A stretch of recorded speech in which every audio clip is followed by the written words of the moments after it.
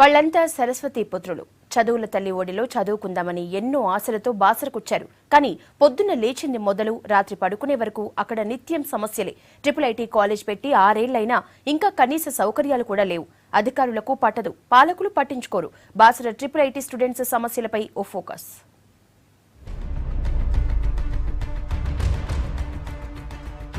ఇదిగో ఇలా క్యూలో బకెట్లు పట్టుకుని నిల్చున్న వీళ్లంతా సరస్వతి బిడ్డలు. బాసర IIITలో చదువుతున్న వీళ్లకి పొద్దున సూర్యుడు రాకతోనే కష్టాలు మొదలవుతాయి. ఉదయం సాయంత్రం గంట చొప్పున మాత్రమే నీళ్లొస్తాయి. ఆ కొద్ది నీటితోనే స్నానాలు, బట్టలు, అన్ని పనులు కంప్లీట్ చేసుకోవాలి. పైగా ఒక్కో రూమ్లో 6 స్టూడెంట్స్ ఉంటారు. వీళ్లంతా ఈ గంటలోపు వచ్చే నీటిని సరిపెట్టుకోవాలి.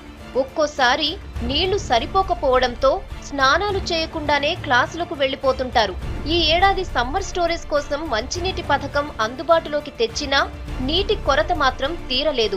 ఇంత పెద్ద క్యాంపస్ లో 8000 మెంబర్స్ ఉంటారు. 8000 మెంబర్స్ స్టూడెంట్స్ కోసం కనీసం ఒక మంచి హాస్పిటల్ కూడా లేదు.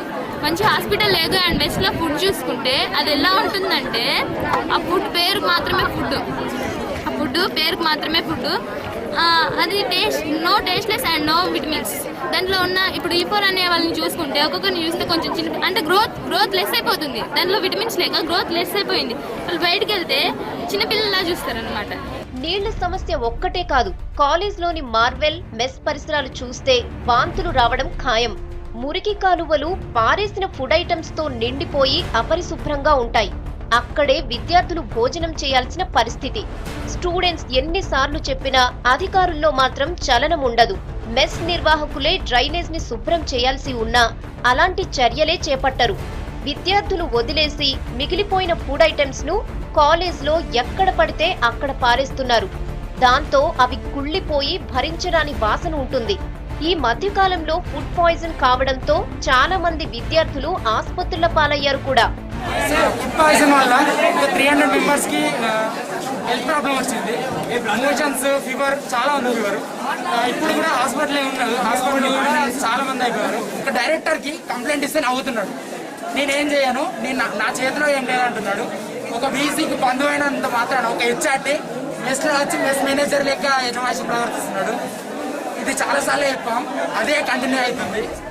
ఇక చదువుకోవడానికి క్లాసులకు వెళ్తే అక్కడ సమస్యలే.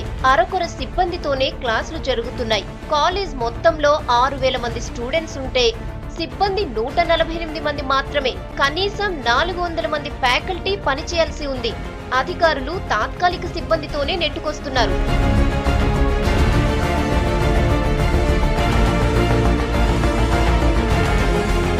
ఇక ఈ ఏడాది కొత్తగా 1000 మంది స్టూడెంట్స్ జాయిన్ అయ్యారు. వీళ్లందరికీ నెల క్రితం క్లాసులు మొదలయ్యాయి. స్టూడెంట్స్ జాయినింగ్ టైంలో ప్రతి ఒక్కరికి ఒక్కో జత స్పోర్ట్స్ డ్రెస్, 2 యూనిఫామ్స్, 2 జతల షూస్, చదువుకోవడానికి ల్యాప్టాప్, పుస్తకాలు ఇవ్వాలి. నెల రోజులైనా అవేవీ వీళ్లకి అందలేదు. IIIT కోర్స్ అంతా ల్యాప్టాప్లపైనే ఆధారపడి ఉంటుంది. 2 నెలల తర్వాత ఇస్తామని చెప్పారని విద్యార్థులు అంటున్నారు. కిందటేడాది జాయిన్ అయిన స్టూడెంట్స్ కి ఇప్పటి వరకు డ్రెస్సులే ఇవ్వలేదు. 2వ ఏడాది కూడా విద్యార్థులు డ్రెస్ కోడ్ లేకుండానే కాలేజ్ కి వెళ్తున్నారు.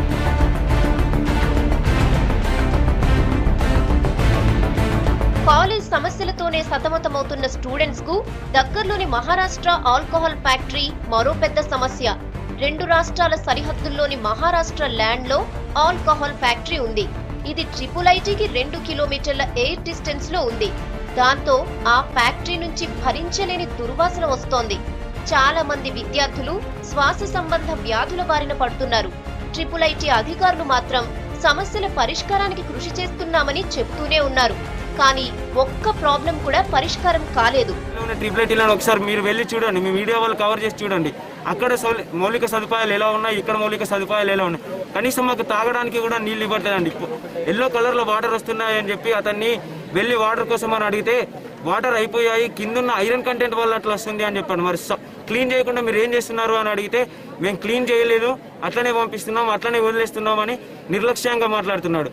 మా ప్రాణాలతో ఆట ఆడుకుంటున్నాడు. ఇక్కడ చదవాలన్నా, ఇక్కడ ఇంతమంది చదువుతున్నాం, ఒక IIITలో చదువుతున్నాం, ఒక గొప్ప యూనివర్సిటీలో చదువుతున్నాం అన్న ఫీలింగ్ ఒక్కొక్కడికి ఇక్కడ పోయింది. బాసర IIITలో సీట్ వచ్చిందంటే ఎంతో సంతోషపడే తల్లిదండ్రులు తమ బిడ్డలు పడుతున్న కష్టాలు చూడలేకపోతున్నారు. 6 ఏళ్లైనా ఎక్కడి సమస్య అక్కడే ఉంది. కనీసం తాగడానికి గుక్కెడు నీళ్లు కూడా లేని దుస్థితిలో విద్యార్థులు చదువులెలా చదువుతారో అధికారులు పాలకులకే తెలియాలి.